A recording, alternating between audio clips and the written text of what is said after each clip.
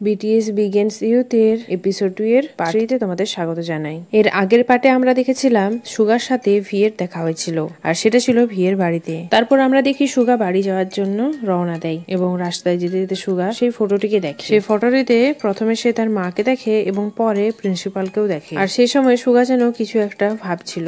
তো begins youth এর এই এপিসোডটির নাম হলো মামা, অর্থাৎ মা। আর আগের এপিসোডটির নাম ছিল এম আই রং। তারপর সিনটি এখানেই কাট হয়ে যায়। পরের দিন আমরা দেখতে পাই আর এম স্কলারশিপ পেয়ে গিয়েছে, আর এখানে তার স্কুলের তরফ থেকে ফাংশন হচ্ছিল। তারপর আর এম টিচারের কাছে যান এবং টিচারকে অনেক থ্যাংক ইউ জানান। টিচার বলেন, দেখো আর এম, তুমি এখন স্কলারশিপ স্টুডেন্ট, তাই তুমি বেশি পার্ট টাইম জব করো না। তারপর আর এম বলে, ঠিক আছে, আমি কিছুদিন পার্ট টাইম জব করব, আমি আপনাকে প্রমিস করছি, তারপর আমি ছেড়ে দেব। তারপর সেই টিচারটি আর এম কে চেয়ারম্যানের কাছে নিয়ে যায়। টিচার চেয়ারম্যানকে বলেন, আমাদের স্কুলের সব থেকে পড়াশোনায় ভালো এবং বুদ্ধিমান হলো R M. R M scholarship পেয়েছে। তারপর আমরা দেখি চেয়ারম্যান এবং তার ওয়াইফকে। এতক্ষণকে তোমরা নিশ্চয়ই গেস করে নিয়েছো এগুলো কারা। এগুলো হলো জাংকুকের বাবা মা। আর এখানে চেয়ারম্যানের ওয়াইফ অর্থাৎ জাংকুকের মা আর এম কে দেখে বলে, আমার মনে হয় আমি তোমাকে আগেও কোথাও দেখেছি। তারপর জাংকুকের মা একটু মনে করে তার হাজবেন্ডকে বলে যে, তোমার মনে আছে আমরা একে কোথায় দেখেছিলাম? আমরা একে একটা রেস্টুরেন্টে দেখেছিলাম পার্ট টাইম জব করতে। তারপর জাংকুকের বাবা আর এম কে দেখে অনেক ইমপ্রেস হয়ে যায়। জাংকুকের বাবা বলে, তুমি পার্ট টাইম জব করো, আবার তার সাথে সাথে এত ভালো গ্রেডসও আনো, আমি তোমাকে নিয়ে অনেক খুশি। তারপর জাংকুকের মা বলে যে, জাংকুকও যদি একটু পড়াশোনা করতো তাহলে আমার টেনশন দূর হয়ে যেত।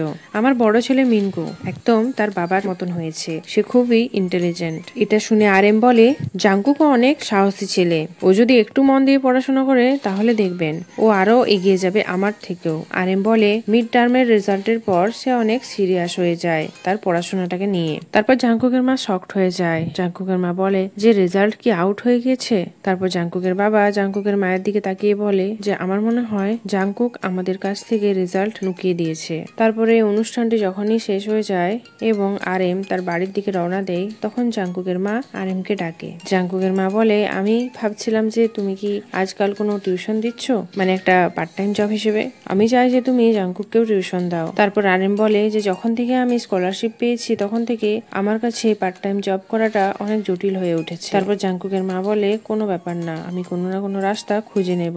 আমি চাই যে জাংকুক তোমাদের মতো ছেলেদের সাথে মিশুক, যাতে ওর পড়াশোনাতে ভালো প্রভাব পড়ে। তাই আমি চাই ও যেন পড়াশোনাটা ভালো করে করে এবং তার বাবার কাছে যেতে পারে। আর ওর যে আরেকটা বন্ধু আছে না, কি নাম যেন, হ্যাঁ সুগা, আমি চাই না ও ওর সাথে ঘুরুক। ও অনেক ফালতু ছেলে, শুধু শুধু এদিক ওদিক ঘুরে বলে, আমি চাই না ও ওর সাথে ঘুরুক। তারপর আর এম বলে যে, এরকমটা নয়, ও অনেক ভালো ছেলে। তারপর এখানেই সিনটি কাট হয়ে যায়। তারপর আমরা দেখি ভি এবং জিহোকে। তারা দুজনে এক জায়গায় দাঁড়িয়েছিল এবং তারা দুজনেই একভাবে জাংকুককে ফোন লাগায়, তার সাথে আর এম কেও, কারণ আজকেই তাদের পার্ট টাইম জবে যাওয়ার কথা ছিল। কারণ তারা সেই পার্ট টাইম জব করে যে টাকাটি পাবে সেটা দিয়ে সুগার জন্য গিফট কিনবে। তারপর আমরা দেখতে পাই যে জাংকুক কোনো রিপ্লাই করে না, কিন্তু আর এম সেখানে চলে আসে। আর এম বলে যে, জাংকুক কি কিছু রিপ্লাই করলো? তখন জেহোপ বলে যে, না, জাংকুক কোনো রিপ্লাই করেনি। আর এম টাইম দেখে বলে যে, অনেক দেরি হয়ে গেছে, আমাদের জলদি সেখানে পৌঁছাতে হবে। তারপর এরা তিনজনে সেখানে চলে যায়। তারপর আমরা জাংকুক পাই। জাংকুক অনেক টেনশনে ছিল, সে টেবিলে বসে পড়াশোনা করছিল, কিন্তু পড়াশোনায় একটুও মন ছিল না। তারপর সেই রুমটিতে তার মা আসে এবং তার মা তাকে বলে, এও না তোমার খাবারটা। তারপর জাংকুক বলে, শুধুমাত্র 5 মিনিটের মতো ফোনটা ইউজ করে দাও। তারপর জাংকুকের মা বলে, না, কারণ তুমি তোমার রেজাল্ট কার্ড আমাদের নুকিয়েছিলে, তুমি এখানে চুপচাপ বসে করো। তারপর জাংকুক বলে, প্লিজ মা, আমাকে যেতে দাও, কারণ আমি আমার বন্ধুদেরকে প্রমিস করেছিলাম যে আমি পার্ট টাইম জবে যাব।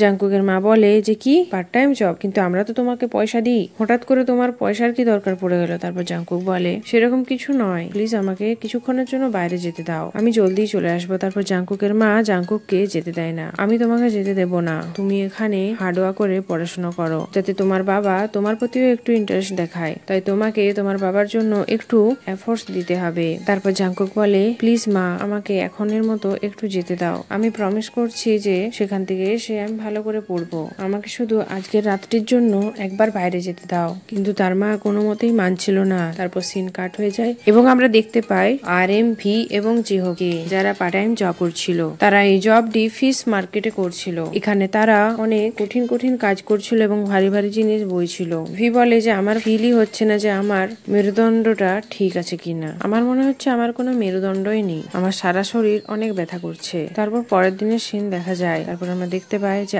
RM এর কন্টেনারে সব ফ্রেন্ডস গুলোই ছিল, যেখানে আমরা দেখতে পাই ভি এর পিঠের যে ব্যান্ডেজটি সেটা RM করছিল এবং RM এর পিঠের ব্যান্ডেজটি জিন করছিল, আর জেহোপের ব্যাকবোনের ব্যান্ডেজটি জিমিন করছিল।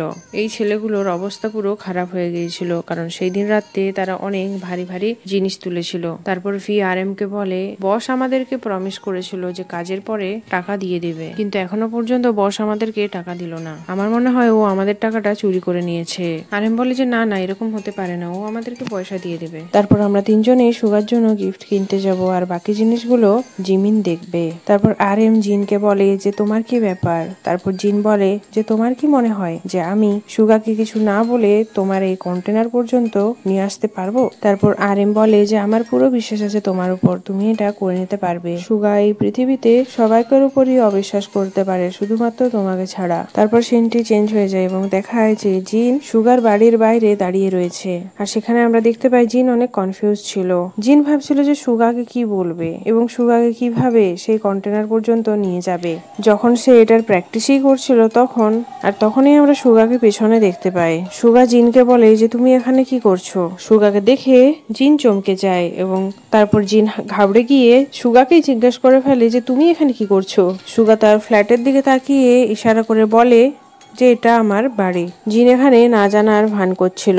জিন বলে ও ওকে, তারপর বলে হ্যাভ এ গুড ডে, কারণ জিন অনেক কনফিউজ ছিল, এমন করছিল যেন জিন কাউকে প্রপোজ করতে যাচ্ছে। চলতে চলতে সে থেমে যায় এবং পিছনে ঘুরে বলে, জিন বলে যে তুমি যদি লড়াই করতে পছন্দ করো বা লড়াই করতে ভালো পারো তাহলে আমার পেছন করো। সুগা বলে এটার মানে কি। তখন জিন বলে আমার তোমার সাথে কিছু কথা আছে, মানে আমি তোমার সাথে কিছু কথা বলতে চাইছি। তারপর সুগা বলে হ্যাঁ ঠিক আছে। তারপর জিন বলে যে কথাটা অনেক বড় কথা, আমরা এখানে বলতে পারবো না, চলো আমরা কোথাও হ্যামবার্গার খেতে যাই। তারপর জিন বলে যে তুমি কি জানো কোথায় হ্যামবার্গার ভালো পাওয়া যায়। তখন সুগা একটা হ্যামবার্গারের শপে নিয়ে আসে, দুজনেই হ্যামবার্গার খাচ্ছিল। তারপর যখন সুগার হ্যামবার্গারটি খাওয়া হয়ে যায় তখন সে জিনকে জিজ্ঞেস করে যে বলো তুমি কি বলতে চাইছিলে। তারপর জিনকে দেখা যায় সে কোনো মতেই কথাটা বলতে পারছিল না, সে ঘাবড়ে গিয়ে বড় বড় বাইট নিতে থাকে। জিন বলে যে আমার মুখটা ভর্তি হয়ে গেছে, আমি তোমার সাথে এখন কথা বলতে পারবো না। জিন এবং সুগার এই পুরো সিনটি আমার খুব ফানি লেগেছিল। হাওয়ান মেসেজের অপেক্ষা করছিল তাদের, যখনই তারা মেসেজ করবে তখনই সে সুগাকে সেখানে নিয়ে যাবে। সেজন্য সে সুগার সাথে টাইম কাটাচ্ছিল এবং সুগার টাইমটা নষ্ট করছিল। তারপর সিনটি এখানেই কাট হয়ে যায়। তারপর আমরা দেখি ভি, RM এবং জেহবকে, যারা তিনজনেই তার বসের সামনে দাঁড়িয়েছিল, আর এরা তিনজনেই এর কাছেই পার্ট টাইম জব করেছিল। আর এখানে এরা তিনজনেই পার্ট টাইম জবের টাকাটি খুঁজতে এসেছিল, আর ওদের বস কোনো মতেই মানছিল না। ওদের বস বলে যে আমি তোমাদেরকে টাকা দিয়ে দিয়েছিলাম। এরা তিনজন বলে যে তুমি আমাদেরকে মিথ্যা কথা বলছো, তুমি আমাদেরকে কোনো টাকাই দাওনি, সেজন্য তুমি আমাদেরকে এই টাইমে ডেকেছো এখানে। আর এটা শুনে তাদের বস রেগে গিয়ে বলে আর এমনিতেও তোমরা আমাকে বলেছিলে যে তোমাদের জব চাই, আর তোমরা 4 জনের কথা বলেছিলে, আর তোমরা তো 3 জনই রয়েছো, আর তোমাদেরকে আমি তার হাফ টাকা পেমেন্ট করব। ভি বলে যে আমরা 4 জন নেই, কিন্তু আমরা 3 জন মিলে 4 জনের কাজটাই করেছি। বস বলে যে তোমরা জেদ করছিলে যে তোমরা পার্ট টাইম জব করবে, সেজন্য আমি তোমাদেরকে কাজে রেখেছিলাম। আর আমি যদি তোমাদের ব্যাপারে রিপোর্ট করে দিই যে ছোট হাই স্কুলের ছেলেগুলো রাত্রের বেলায় পার্ট টাইম জব করছে আমার কাছে, তাহলে তোমাদের জেলও হতে পারে, কারণ হাই স্কুলের ছেলেরা বেশি দের পর্যন্ত রাত্রিবেলায় বাইরে থাকতে পারবে না। এটা সাউথ কোরিয়া দেশের নিয়ম, এটা ইলিগেল। তারপর জেহব বলে এটার ব্যাপারে তুমি জানতে, কিন্তু তবুও তুমি আমাদেরকে জব দিয়ে দিয়েছো, আর সেই জন্য তোমারও জেল হতে পারে। তারপর ভি সেখানের একটি বেঞ্চে শুয়ে পড়ে আর বলে যে যতক্ষণ না তুমি আমাদের টাকা ফেরত দিচ্ছ আমি এখান থেকে নড়বো না। তারপর RMও তার সঙ্গেই থাকে এবং সেখানে সেও শুয়ে পড়ে। সিন কাট হয় এবং আমরা জিমিনকে দেখতে পাই, যেখানে জিমিন সবার জন্য ওয়েট করছিল। জিমিন ওদেরকে মেসেজ করে বলে যে তোমরা টাকাটি পেয়েছো কি পাওনি। তারপর জিমিন ওদেরকে বলে যে তোমরা আজকে পার্টি করবে কি করবে না, কারণ জিমিন RM এর পুরো কন্টেনারটি সাজিয়ে রেখেছিল এবং কেকও কিনে এনেছিল, শুধুমাত্র ওদের আসার অপেক্ষা। তারপর জিমিনের ফোনে জিনের মেসেজ আসে। জিন লেখে সেভ মি, আমি কতক্ষণ ঘুরবো এর সঙ্গে। সুগা জিনকে বলে আমরা এখানে কি করছি, তুমি আমাকে কি বলতে চাও সেটা জলদি বলো। জিন বলে যে তুমি কি জাজামেয়ন খেতে চাও। সুগা বলে যে তোমার কি হয়েছে, আমরা সকাল থেকে হ্যামবার্গার খেলাম, তাও আবার 2টো করে, তারপর আবার আইসক্রিম খেলাম, তার সাথে আরো অনেক কিছুই খেলাম, আমার গলা পর্যন্ত ভর্তি হয়ে গেছে, আর আমি এখন আর একটা কিছুও খেতে চাই না। তুমি শুধু আমাকে বলো যে তুমি আমাকে কি বলতে চাও। তারপর জিন চুপচাপ থাকে। তারপর সুগা বলে যে ঠিক আছে, তুমি যদি আমার সাথে কথা বলতে না চাও তাহলে আমি এখান থেকে যাচ্ছি।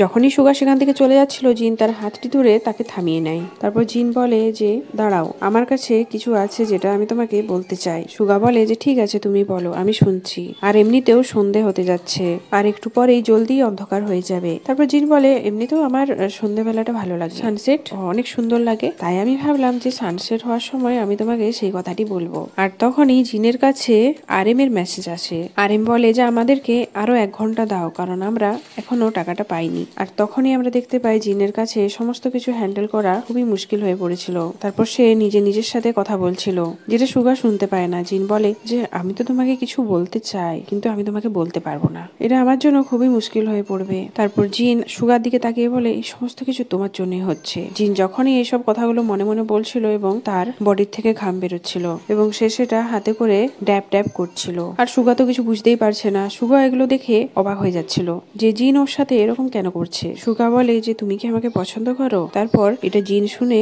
অবাক হয়ে যায়, আর ব্যাকগ্রাউন্ডে রোমান্টিক মিউজিকও চলছিল। আর এখানেই সিনটি কাট হয়ে যায়। তো এপিসোড 2 এর পার্ট 3টি আমি এখানেই শেষ করলাম। ভিডিও যদি ভালো লাগে প্লিজ লাইক, শেয়ার এবং সাবস্ক্রাইব।